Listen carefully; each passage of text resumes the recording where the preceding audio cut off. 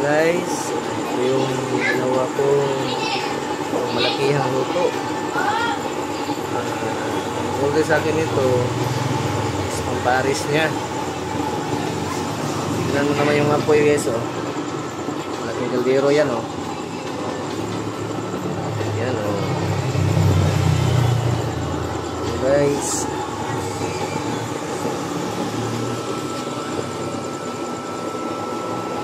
mayroong antay-apaw to, ha.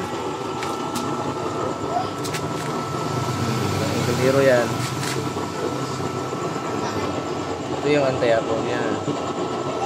Ginamit ko nitong chamber 5 in 1/2. Ayan yung nyo. Diba?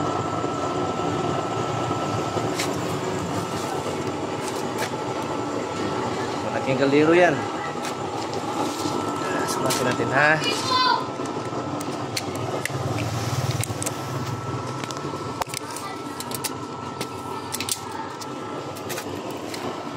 Ito yung kaldero niya.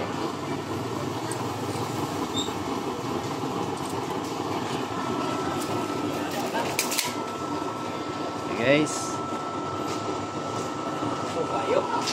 Ayo eh. I-vlog tayo na.